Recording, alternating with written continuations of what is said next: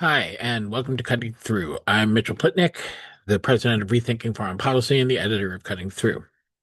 So I wanted to talk today about a statement that was made by an Israeli minister uh, last week. And it was a statement that went without notice. Nobody seemed to care. Nobody really picked up on it except for a few people on social media.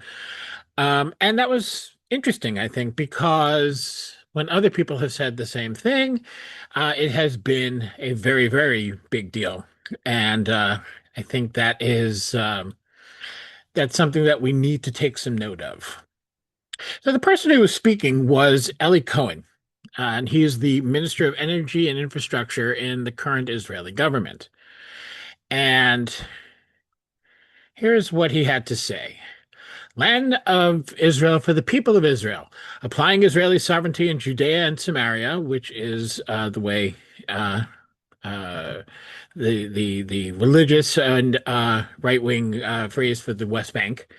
Applying Israeli sovereignty in Judea and Samaria, the lands of our forefathers, is a historical right and a security necessity. Between the Jordan and the sea, there is room for one state, the state of Israel, the state of the Jewish people. Um, you can see it here in Hebrew, um, in case anyone was wondering. Uh, you can see the translation is quite accurate. Those of you who speak Hebrew, and you know, it's really worth asking the question: why is this gone? How has this gone unnoticed? The river to the sea is supposed to be this horrible, call for violence and killing. And that is how it is regarded when Palestinians and their supporters use it. When Israelis or their supporters use it, it's simply a geographical reference to the historic Eretz Israel, land of Israel, or state of, or area of Palestine, territory of Palestine, however you're talking about it. Um, this hypocrisy has real world ramifications, and it is a very, very difficult thing. We've seen people get in real trouble. People have lost jobs. People have lost opportunities. People have been accused widely of anti-Semitism for using this phrase. And it is a phrase that is widely used. Okay, from the river to the sea is how people refer to all of the land between the Jordan River and the Mediterranean Sea that has been called Palestine, Canaan, is Israel, and various different things throughout history.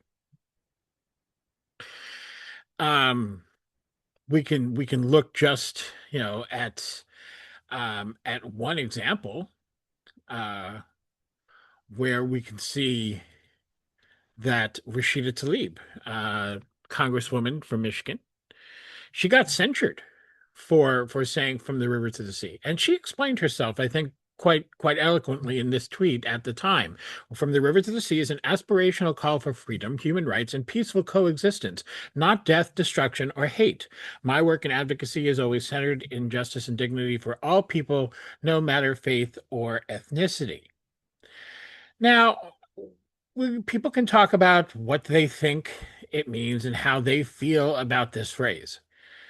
Um, but to decide what someone else is saying when they say it, this is a trap that we all fall into, and it is wrong when it's done to automatically condemn people who may offer a careless word that we know is offensive or insulting or is rooted in racism. But they didn't realize that when they said it.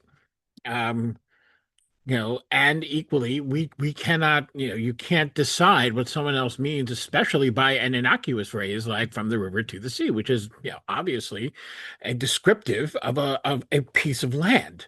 That is what that means. Um, this, however, this visceral reaction is not the one that is shared for people like Congresswoman Tlaib. Um, we see it over and over again. No matter what she says, or no matter what anyone says who is using this phrase, people decide no, they mean kill all the Jews in Israel. Um, and we can see why. Here is the ever-present ADL. We love the ADL, don't we? So the ADL, which is a great place to go if you want to see how anti-Semitism is manipulated and used in an actually a very hateful way towards Jews as well as towards other people. Here's how they describe it. Usage of this phrase has the effect of making members of the Jewish and pro-Israel community feel unsafe and ostracized. It is important to note that demanding justice for Palestinians or calling for a Palestinian state should not mean, as this hateful phrase posits, denying the right of the state of Israel to exist. Let's unpack that for a minute, because I think this is actually really important to dive into just a bit. First of all, as we've already covered, they're telling other people what they're saying what other people mean when they use a phrase. And it is certainly true that after the ADL has told the Jewish community over and over and over and over again that that this phrase means that is basically a call for their death. Um, Sure, people feel uncomfortable and they feel ostracized by this. And there's also, when you talk about ostracization, you also are talking about people who are sitting in a room full of people who oppose Israeli policies. It might have been years ago, it might have been just opposing the occupation. It might have been opposing discrimination against Palestinian citizens of Israel. It might have been, in fact, opposing the entire apartheid regime of the state of Israel, which is what it is and what it has been. Um, so, and they themselves are supporters of Israel, and so they feel ostracized and they feel uncomfortable. Because, well, too bad. If you're in a room full of people who are in a general sort of political space, a collective political space, and you hold a view out of all the many views, you may agree with them on 9 out of 10 things, and you hold a view that they disagree with. Go to meetings of any, of different progressive groups. I have encountered in those groups people who thought abortion was murder. I have encountered people in those groups who thought that there's no such thing as transsexuals. There's only two genders. um, People who and for whom these things were very important, and they felt it, and they felt in that regard ostracized from the rest of the room, and they dealt with it because they agreed with the folks on on whatever other issues they were there to work on. And it's not a lot to expect that pro-Israel Jews or otherwise do the same thing.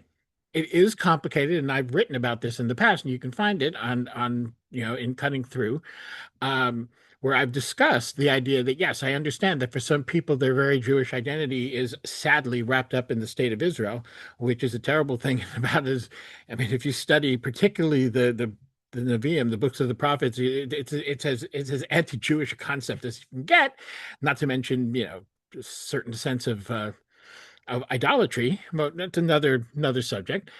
But that is how they feel, and that's how they feel. And and yes, it makes it complicated. It doesn't mean that people have to suddenly agree that a completely innocuous phrase that is a call for justice uh, can't be used because this is how you feel about it.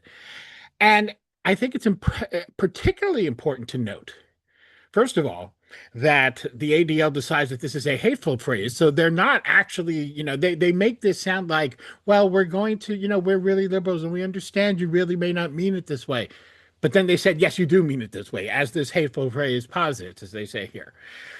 And then they say denying the right of the state of Israel to exist. So here we go again with this thing. Um, States don't exist by right. They exist by recognition of sovereignty. Um, and there are real questions about whether or not a state has the right, under international human rights law, to discriminate against part of its citizenry. And certainly, we know under international humanitarian law that it is illegal to simply acquire land by the use of force or to hold people under occupation um, for over half a century and deny them their basic rights. These are not things that Israel or any other state has the right to do, and people absolutely have the right to object to the existence of an apartheid state. People say this is denying the right. I deny the right of any state to exist. No state exists because of rights. States do not have rights. And this entire concept that people have come up with, states don't have rights. They have obligations, they have laws that govern them, but they don't have rights. Okay. And they do not exist by right. And there is nothing that says a form of government in a given area that has recognized borders, which is worth pointing out Israel doesn't have. But there is nothing wrong with saying that government is not okay. It is doing things that it does by its nature that are unacceptable. Israel is a state that discriminates against a significant part of its citizenry, and it is fine to say that that is unacceptable, especially if we understand that part of the people. That's one thing to talk about its citizenry, but it also controls the lives of millions of Palestinians in the West Bank and Gaza. And we can, even before the genocide in Gaza started, we can look at that and say this is not acceptable.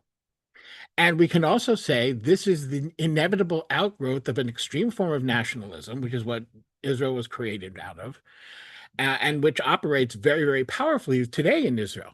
Now, all of these can be debated, but the fact that I bring them up or anyone else brings them up is not a hateful statement. It is a matter of political and ideological debate and should be treated as such. So the ADL is very, very clearly playing a game here. And we notice, of course, that calling for a Palestinian state, which they imply here, or demanding justice for Palestinians, both of which they imply as being legitimate things. I don't know that they really believe that. In fact, their actions show that they don't. But here in the statement, that is implied to be legitimate. Well, if it's legitimate, then why isn't the ADL speaking out about Eli Cohen saying from the river to the sea? He said it. Supposedly, this is a hateful statement. And there's an actual genocide going on that one can then extrapolate he is supporting, which of course he does. It is a clear double standard. Rashida Tlaib was censured for this by Congress, and Rashida Tlaib has no influence, unfortunately, I would say, on American policy. Eli Cohen isn't exactly a high-ranking member, but he is a minister. He's not just another member of the Knesset. He is a minister in Netanyahu's government. Okay, so he's, yes, minister of energy and infrastructure. So it's not like it's a cabinet position. It's not like he's making decisions about the genocide, but he is a minister. And if you can censure Rashida Tlaib for this, certainly there should be some opprobrium directed toward Eli Cohen. Yet we don't hear that. And that, I think, exposes the double standard that all of this rhetoric, this insistence on things being, phrases being anti-Semitic. Earlier today I was watching an interview. Al Sharpton, who's not one of my favorite people, was interviewing Zoran Mamdani, who's running for mayor of New York, who is one of my favorite people. And he asked him about the phrase globalize the Intifada. Now, there's a difference in these two words. From the river to the sea is simply talking about all of Palestine. That's all it means. People can load it with whatever context they want, as they can with any phrase, but all it means inherently, in terms of the words being used, and in terms, in most cases, of the meaning being expressed, is this piece of land. Globalize the Intifada can be a little bit more dubious, I guess. Globalize the Intifada is usually used as pretty much the same way as people saying resist. That is what people generally mean. Now, the Intifada, especially the second Intifada, involved considerable violence, much more violence from Israel toward the Palestinians than the reverse, but considerable violence from both sides. The first Intifada, it's worth pointing out, there was violence, certainly, but it was such a small part of that uprising and has been greatly over-exaggerated in terms of the Palestinian violence. The Israeli violence where Yitzhak Rabin gave the famous order to break their limbs, referring to Palestinian protesters who were having nothing to do with whether they were acting in any way violently. Um, Israeli response was, of course, disproportionate. But we remember, those of us who are old enough to remember the Second Intifada, remember well, images of some pretty horrific violence. So we get that, and I can understand where that is something that Mamdani wants to sort of walk back a little bit. And I think he's trying to walk a fine line between, saying, yes, that, I certainly never implied that. That's not what I meant. And putting some distance between himself and that phrase, and not completely turning on the Palestinian movement that is going to continue to say those words. But when he says that, when Sharpton is interviewing him, I mean, this is all about, you have to be very, very considerate of the feelings of Jewish people and all of this. And I just, sure, fine. We don't, obviously, no politician wants to upset a voting bloc, and you don't want to, unless you're stupid, you don't want to come off in anyone's mind as anti-Semitic when you're running for mayor of New York. That being, whether that's a legitimate accusation or not, you want to stay away from that accusation. Okay, I get that. But where's the concern, I wonder, for the Palestinian family, the Muslim family, the Arab family, but really the Palestinian family who's you know, they're not just made uncomfortable when they see an Israeli flag or when they see uh, all sorts of statements about how Israel is right and justified in doing what they are doing in Gaza, or that what's happening in Gaza isn't a genocide, or that all of these stories are made up by Palestinians to make Israel look bad. Why is there no feeling for those families who have literally, in many cases, lost hundreds of relatives due to this current genocide in Gaza? Where's that consideration? This isn't about, meaning about whataboutism. I mean, there is a real deficit here. There's a real deficit of compassion. We are worried about the sensitive feelings of Jewish people. Hey, I'm Jewish. I don't want to hear anti-Semitism. I see it on social media. I get it directed at me all the time from people, who at least ostensibly, you never know who anyone is really on Twitter, but from people who claim to be supporters of Palestine. I get it, of course, from right wingers all over the place. It's very, very unpleasant, and it does make me uncomfortable. And every once in a while, I get something that's so vicious it makes me nervous. And I understand that. I have been physically assaulted for being Jewish in my life.